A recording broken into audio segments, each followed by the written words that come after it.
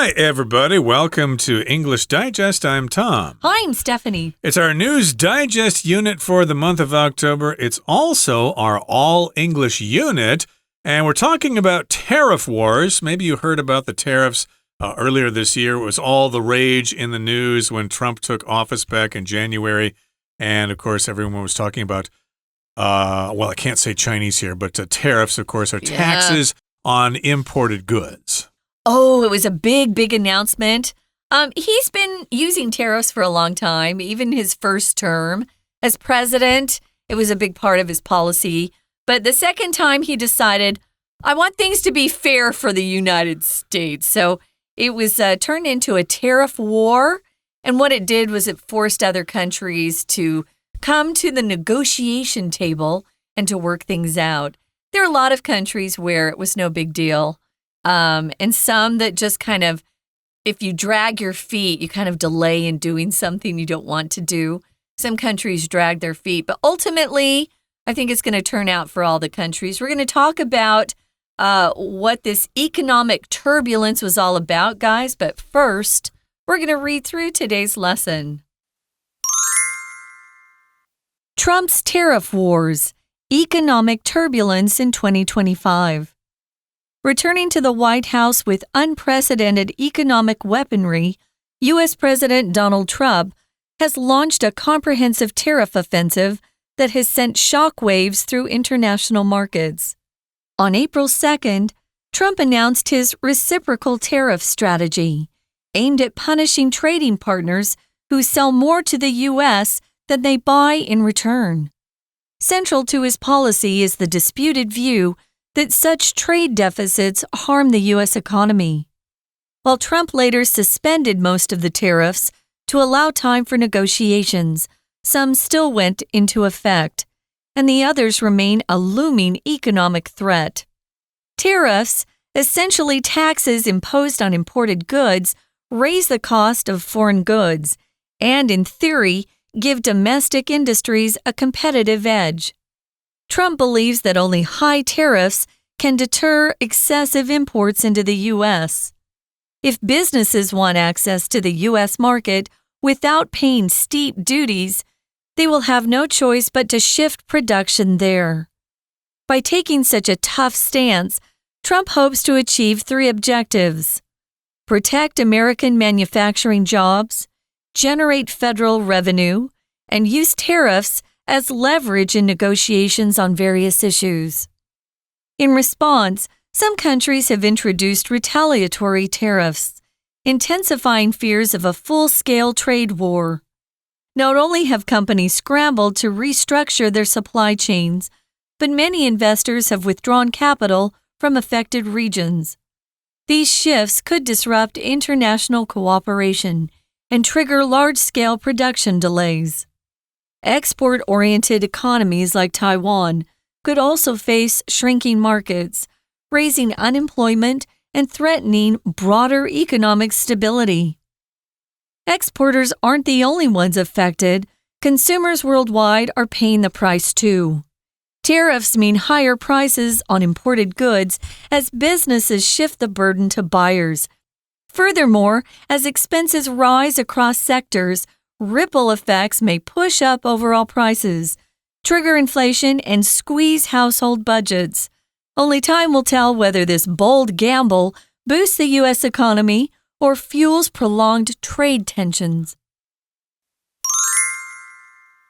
Okay, now that we've heard the article read out loud, let's talk about it. We're talking about Trump's tariff wars. Of course, this is Donald Trump, the President of the United States, and tariffs are taxes on imported and, I guess, exported goods as well. If you travel overseas and you buy products in a certain kind of shop, that would be a duty-free shop, so you might have to pay a duty on something that you bring into a country by yourself. But if we're talking about companies sending products to other countries on shipping, on those container vessels or whatever, then they would, cargo, they would pay tariffs in that particular case, those kinds of taxes. Yeah, tax on goods that are brought into a country or sent out of a country. Maybe your government has placed a tariff on Imported steel. I think there's probably going to be a huge tariff on any electronic items or devices that are imported into Taiwan. For example, Tom and I bought a Kindle, which is made in America, and Amazon sent it to us, but once it arrives, there's a tariff that's placed on it. I know I've bought shoes. There's a pretty high tariff on shoes if they're brought into Taiwan, especially if they were made in China. So, yeah, I know quite a lot about tariffs because I import or I buy a lot of things from other countries that are then mailed to me here. We're going to talk about how some countries use this to protect their own domestic companies and market. And I understand why people do that. You want to protect your own citizens and the businesses they've started. And this is quite controversial, so we'll try to deal with this just in terms of the information we have right here. Whether you support the tariffs or whether you're against them, we'll try not to touch on that too much. But these are the tariff wars that Trump has started, and it's economic turbulence for this year. Turbulence is like a storm. Of course, if you're flying in an airplane and it starts jumping up and down or something like that, that would be turbulence. Wild air, as you call it in Chinese, blowing around. And some people are kind of scared of turbulence.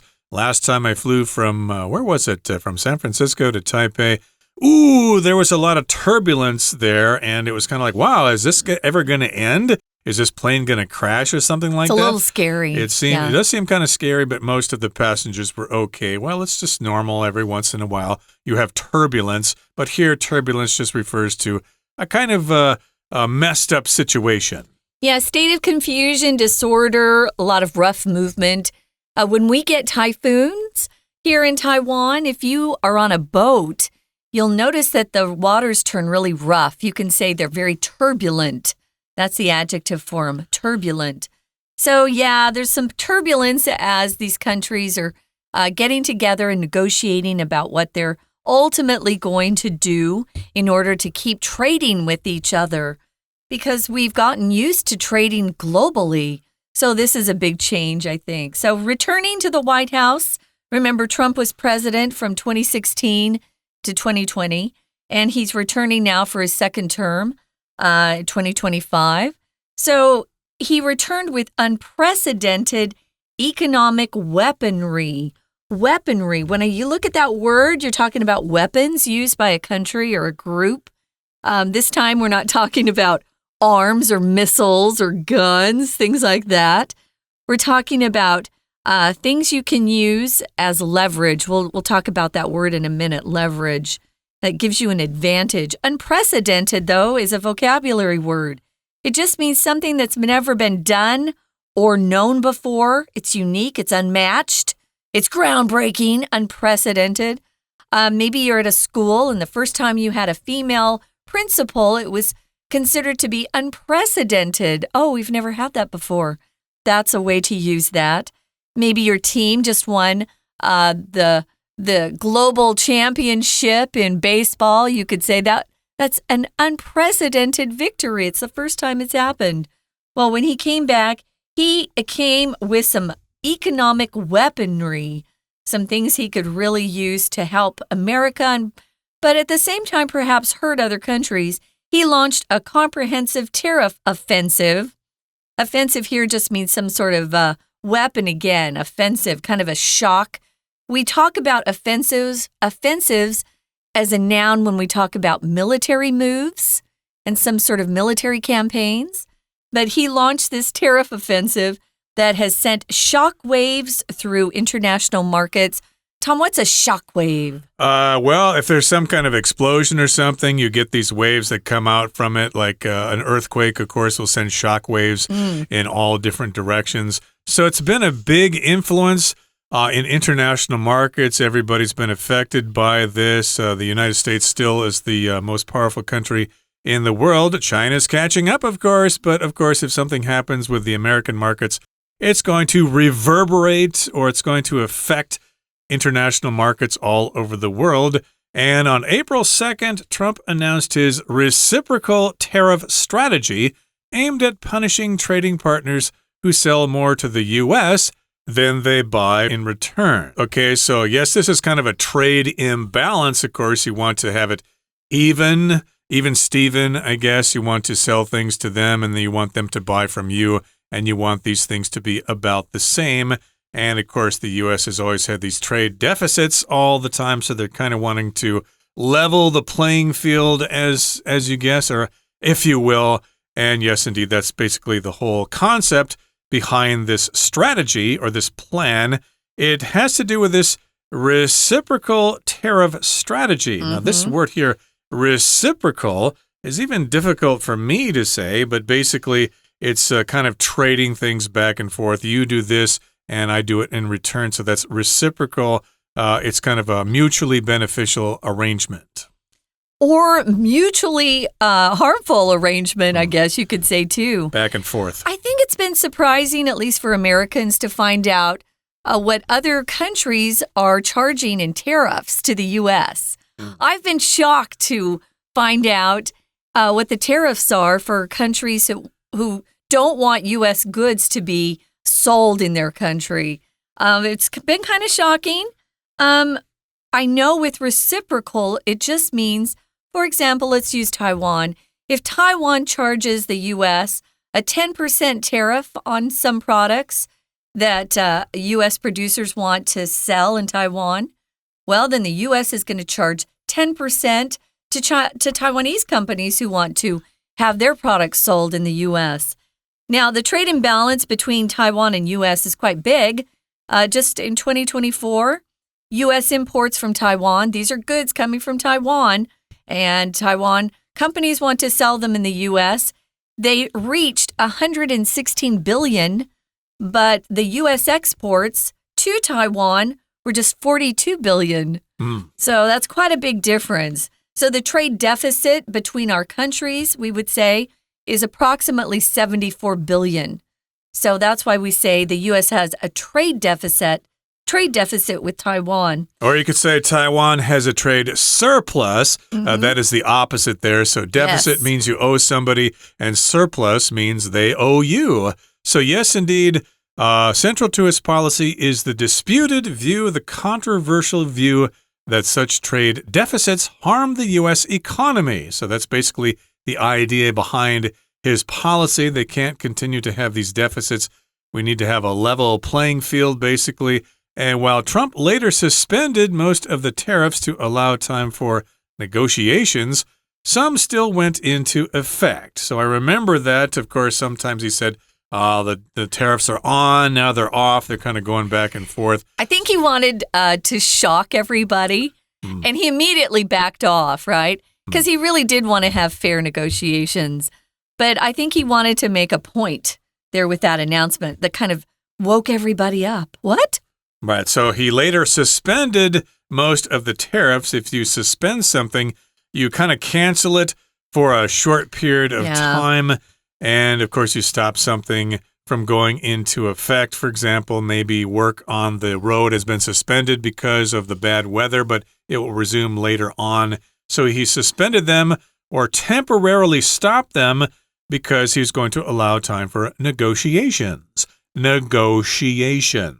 Okay, I try to pronounce that word with all those sh sounds in there. Negotiations. That just means they kind of talk back and forth and try to come to some sort of agreement. Yeah, have you ever been to a baseball game that was suspended due to the weather? I was in New York once, and we had a lot of rain. And they usually don't suspend just for rain, but there was lightning. Ooh. And they always suspend if there's lightning. They're afraid someone will get hit. So you can suspend games. You could say it was halted for a brief time or postponed. But yeah, suspend. Now, negotiations, you can negotiate about a lot of things, right? It's just a discussion where at least two sides or two parties, it could be three or four at the same time, they get together and they discuss whatever they want to reach an agreement on, and then they go forward. It could be, you could talk about deal making or a compromise, but we negotiate about a lot of things. My little sister, when she was young, wanted to wear a particular outfit every single day. It was a ballet dress.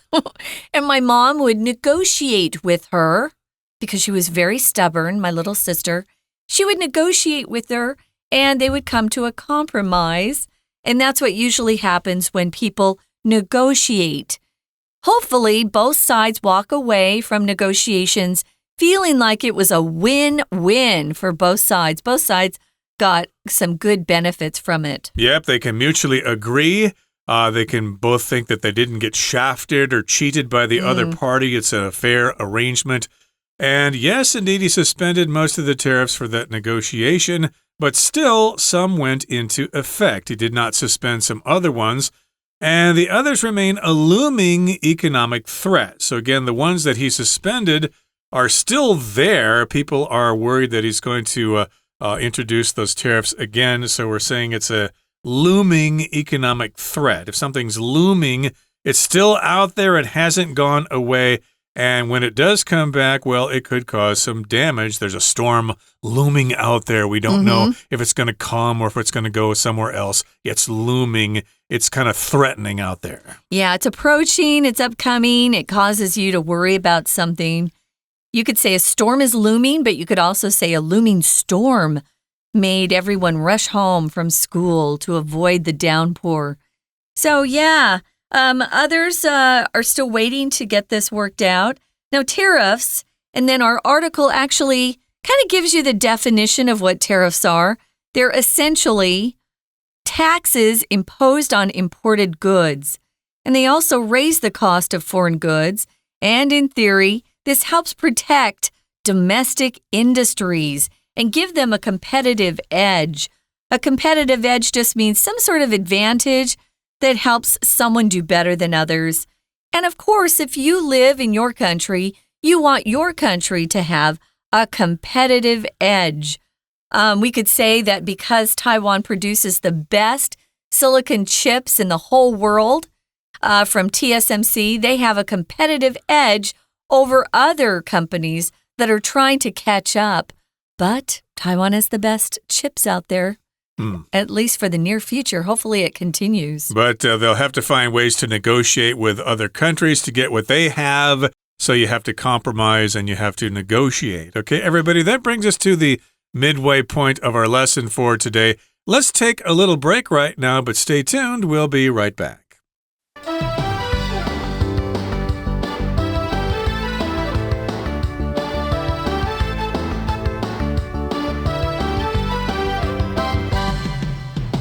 Welcome back, guys. This is our news digest, and we're talking about Trump's tariff wars and the economic turbulence in 2025. What these tariff wars may or may not bring, we're kind of waiting to see. So Trump returned to the White House in 2025, and after he'd been in office for a while, in April, he announced he was going to have this reciprocal tariff strategy where he said, hey, if your country is charging us 100% tariffs, we're going to charge you the same. Most countries want to sell their goods in America because the market is so big. We've got a lot of people who have money to just spend on products. So I know that China is pretty big, but Americans have more money to spend. So everyone wants to get into the market, and up to now, they've charged us tariffs where we can't import our American goods into other countries without having the price of the good go way up, but they expect to just go into the U.S. market for free. And Trump said that's not fair. We're going to change things. And that's why this tariff war started. He wants to level the playing field, make it more even. There are some reasons why we're having tariff wars. We're going to talk about 3 reasons in particular. But first, we're going to start back on the second paragraph. We talked about what tariffs essentially are just taxes that are imposed or put on imported goods, and it raises the cost of those goods. They're foreign goods going into a different country. And in theory, what they're supposed to do, these tariffs, they protect that domestic country's own businesses, and that's a good thing.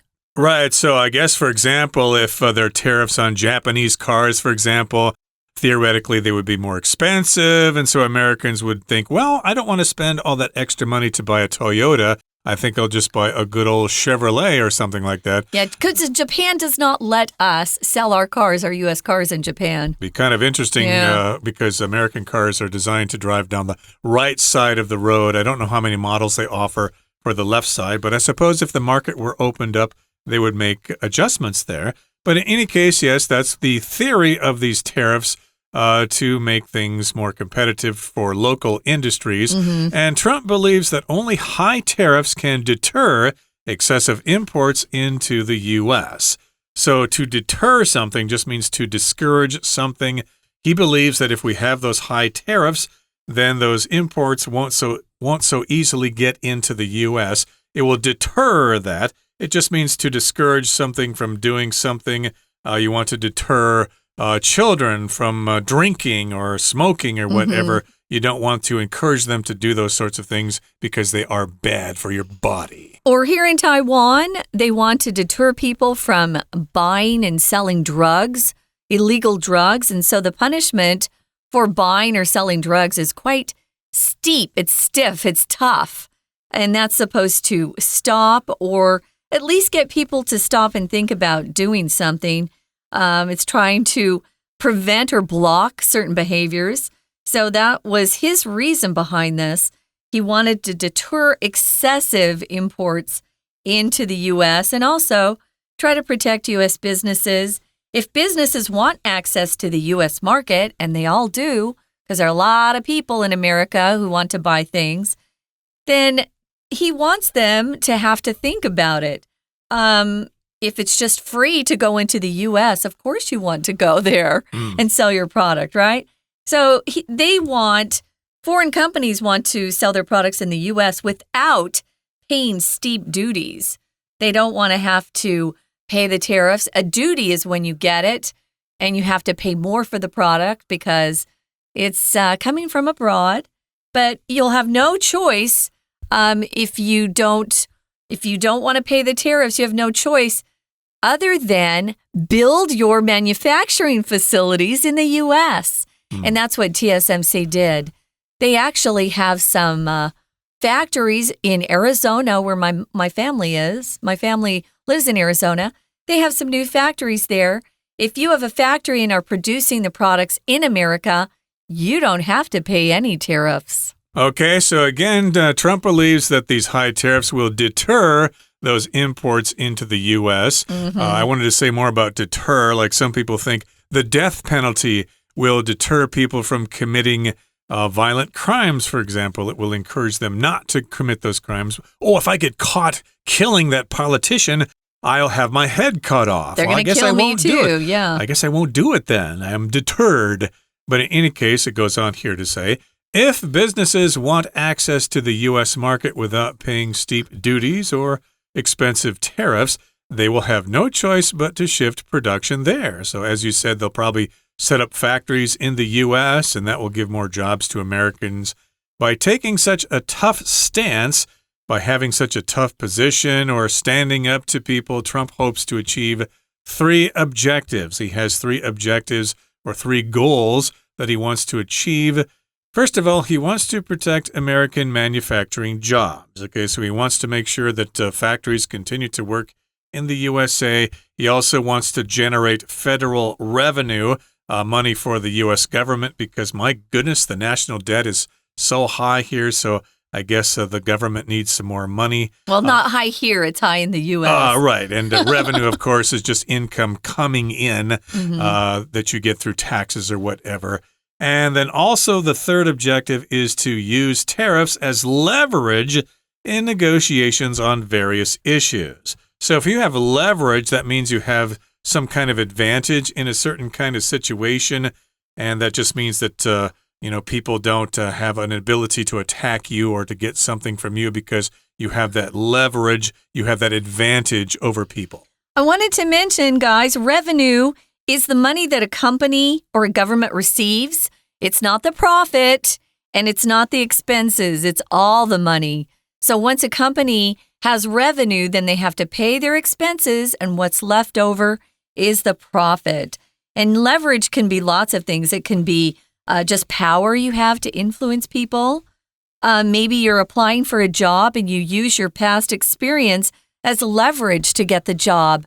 Maybe another person applying for the same position has no experience. Well, you've got leverage in getting that job. So it is an advantage, as Tom said. It can be power, it can be control as well. Moving on to the next paragraph in response, some countries have introduced retaliatory, that's hard to say, retaliate. If you retaliate, you get back at someone for doing something to you that hurt you. It's not good to retaliate. It just causes more problems to come up, I think. But retaliatory tariffs, they've tried it. We had one country that said, we're going to raise our tariffs from 40% to 100%. But then they backed down because Trump raised their tariffs as well at the same time. Could go back and forth for a long time there. Yeah. And again, the verb form here is to retaliate. So, of course, for example, if Israel bombs Iran, for example, well, they will retaliate and bomb them in return. And these are retaliatory tariffs. Retaliatory. Kind of hard to say even for native speakers. Retaliatory. Say it 20 times with your hands tied behind your back and wearing a blindfold and see if you can say it. But in any case, these retaliatory tariffs are intensifying fears of a full-scale trade war. So, yeah, people are getting more and more worried. My goodness, are we going to have a big trade war? And is everybody going to be out of a job? Our war is going to start because of this? Yeah, it's kind of an uncertain time. Now, not only have companies scrambled to restructure their supply chains, they're trying to produce their products in the U.S. rather than some of the other countries like Vietnam or China, as they used to, which don't pay people very much in wages, and that's why a lot of the bigger companies went to third world countries. Even China's not doing so much manufacturing anymore because people want to be paid more. I guess they're going to Vietnam now, aren't they? Yeah, they are a lot of times, or even Africa now. So, yeah, they are scrambling to restructure where they make their products from so they don't have to pay that big tariff. If you scramble, it just means someone's moving around very quickly and they're kind of acting in a disorganized way to scramble. We scramble eggs for breakfast in the morning, but here it just means you're rushing, you're hurrying, you're trying to scramble perhaps to finish a project on time at work. So they're scrambling to try to change things so they don't have to pay that big tariff. If a tariff is placed on products, then that product is going to cost more. Right. And, of course, investors are getting scared as well. They have withdrawn capital from affected regions. They're afraid they might lose money. Capital, of course, is money that you invest in something. And these shifts could disrupt international cooperation and trigger large-scale production delays. So these are big changes, these shifts in economic policy, in trade, and they could disrupt or interrupt international cooperation. They won't trust each other as much as they used to, and they will probably have other kinds of things going on that could cause problems. We don't really know what's going to happen down the road, but these could trigger large-scale production delays. To trigger here just means to cause. Yeah, there could be these production delays, and you might have to put off buying your new car for a year or two. Now, export-oriented economies like Taiwan, we export a lot of products from Taiwan. If you're one of these type of countries, you could face shrinking markets. Maybe you won't be able to sell as many goods or products. So here's a word, orient. Orient, it can be a verb. It just means you're adjusting a position, or maybe you're adjusting a direction that you're going into, align, position, guide. For example, the map helped us orient ourselves in the forest. You knew which direction to go. But if you focus on a certain thing, like exporting goods, like Taiwan, you could face shrinking markets. If you shrink, you get smaller and smaller. It could raise unemployment levels here in Taiwan and threaten broader economic stability. Stability, of course, is what every country wants. They want their citizens to be happy with the government and happy with the economy so that we don't have Instability, that's the opposite. You want a lot of security and firmness. So exporters aren't the only ones affected. Perhaps consumers worldwide are paying the price too. So far, that hasn't been the case, at least in the U.S., although economists were all predicting, oh no, it's going to destroy the American economy as well. Consumers will have to pay far higher priced items. What's happening is the companies are paying for that extra tariff. Okay, well, that, of course, can be discussed by economists all over the world, but tariffs mean higher prices on imported goods as businesses shift the burden to buyers. So I guess that means you're going to have higher prices on imported goods because you have those tariffs, and hence the consumers will have to pay more money. Furthermore, as expenses rise across sectors, ripple effects may push up overall prices, trigger inflation, and squeeze household budgets. Okay, so we've got different sectors of the economy, different areas, different realms. We've got these ripple effects. Of course, if you throw a stone into a pond, you get ripples. So a ripple effect just means it kind of spreads out and affects other different sectors of the economy, the service sector, the manufacturing sector, and stuff like that. And the prices will go up. There'll be higher inflation. And, of course, you'll have these household budgets. You'll have to spend less money to put food on the table. Perhaps only time will tell whether this bold gamble. Bold means you're not afraid to take risks. You show courage. A gamble is to take a risky chance, hoping that eventually you'll see good results. We're going to have to wait and see what happens as time goes on. But we're out of time, guys, and we have no Chinese teacher. So we're going to wrap up, but we encourage you to check out our YouTube page and our Facebook page. Learn some more, practice some more, and have good conversations with your friends and family. For English Digest, I'm Stephanie. I'm Tom. Goodbye. Bye.